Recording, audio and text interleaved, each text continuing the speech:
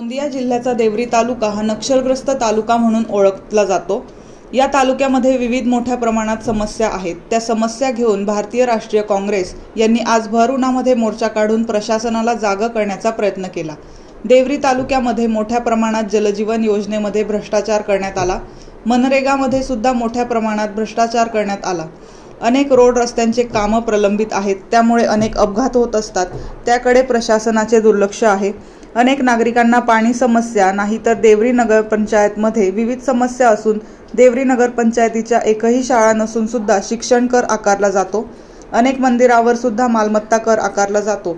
अशा विविध मागण्या घेऊन देवरी तालुका काँग्रेसच्या वतीने मोर्चा काढण्यात आला। यावेळी खासदार नामदेव किरसान, जिल्हाध्यक्ष दिलीप बनसोड यांची प्रामुख्याने उपस्थिती होती।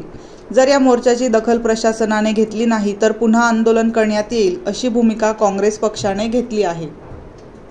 कर्जमाफी केली नाही, प्रति हेक्टरी 25,000 रुपये बोनस देण्याचं आश्वासन दिलं होतं, ते पण अजून दिलेलं नाही। म्हणजे फक्त आश्वासन देऊन लोकांची भलावणी करायचं आणि नंतर वेळेवर विसरून जायचं निवडून आल्यानंतर अशी परिस्थिती या सरकारची आहे। केंद्राची तशीच आहे आणि राज्याची तशीच आहे। आजचा हा मोर्चा देवरी तालुक्यातील स्थानिक लोकांच्या ज्या अडचणी आहेत त्याच्या संदर्भातला आहे। या ठिकाणी मनरेगाचे पैसे मिळाले नाहीत, या ठिकाणी शेतकऱ्यांच्या धानाला पाणी मिळून राहिलेलं नाहीत, पिण्याच्या पाण्याच्या अडचणी निर्माण झालेल्या आहेत। या ठिकाणी नगर परिषदेने ज्या पद्धतीचे चुकीचे कर लावले त्याच्या विरोधातला हा मोर्चा आहे। आणि म्हणून ज्या काही आमच्या 16 मागण्या आहेत या ठिकाणी, या 16 मागण्याच्या संदर्भात राज्य शासन ज्या ज्या स्तरावर असेल काम करणारी यंत्रणा त्याला सूचना कराव्यात। जर केलं नाही तर निश्चितपणानं याचा तीव्र आंदोलन येणाऱ्या दिवसात दिसेल आणि सरकारलाही त्या गोष्टीला अडचणीत यावं लागेल। एक शेवटचा मुद्दा सांगतो आहे,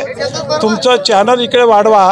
त्या ठिकाणी एक काळ्या पट्टीचा बोर्ड लागला आहे। या ठिकाणी या नगर परिषदेनं 45,000च्या साठी लोकांच्या मालमत्तेचा नाव रोडवर आणला।